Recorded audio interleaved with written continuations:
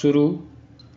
पेड़ के नीचे ध्यान में बैठे स्वामी विवेकानंद को बंदरों ने घेर लिया।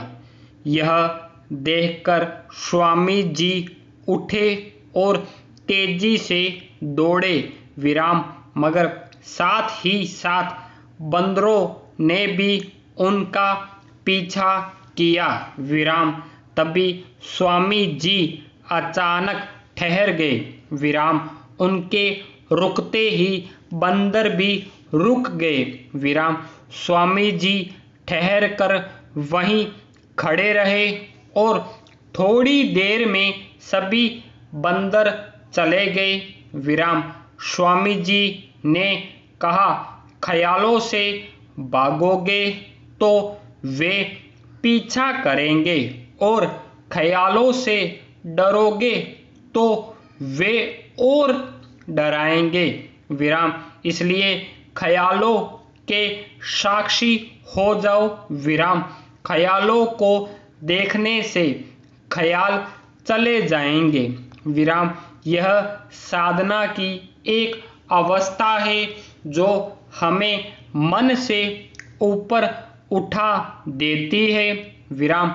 अक्सर यह होता है कि हम ख्यालों से लड़ने, उन्हें हटाने या फिर उन्हें भुलाने में ही लगे रहते हैं विराम।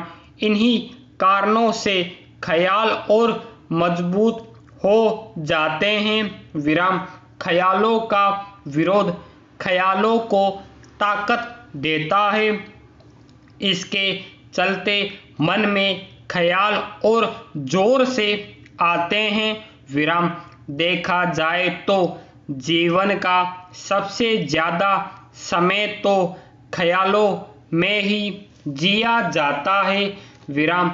जबकि ख्यालों में जिया गया जीवन तो महज परिस्थितियों का जीवन है, क्योंकि ख्याल तो भूत और भविष्य काल से ही जुड़े हुए होते हैं विराम।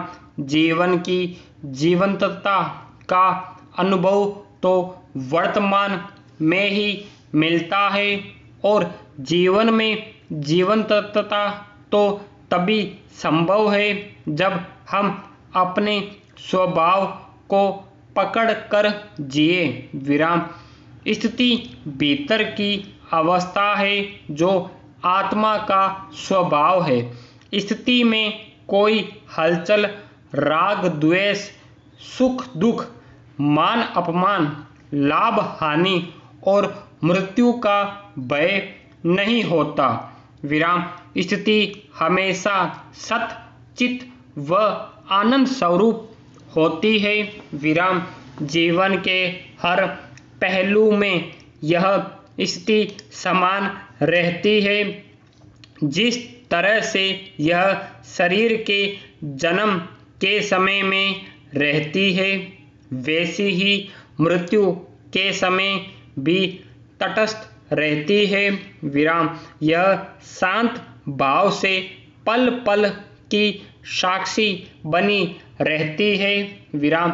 जैसे समुंदर गहराइयों में शांत होता है, वह उसकी स्थिति है, और लहरें जो ऊपरी सतह पर रहकर शोरगुल करती है, वह समुंदर की परिस्थिति है विराम। लहरें कितनी भी बड़ी क्यों न हो जाए, समुंदर का कुछ भी बिगाड़ नहीं सकती विराम। आत्म स्वभाव में स्थित होना ही स्थिति और जगत के ख्यालों में अटके होना ही परिस्थिति है। ज्ञान हमें स्थिति में टिकाता है और अज्ञान परिस्थिति में विराम।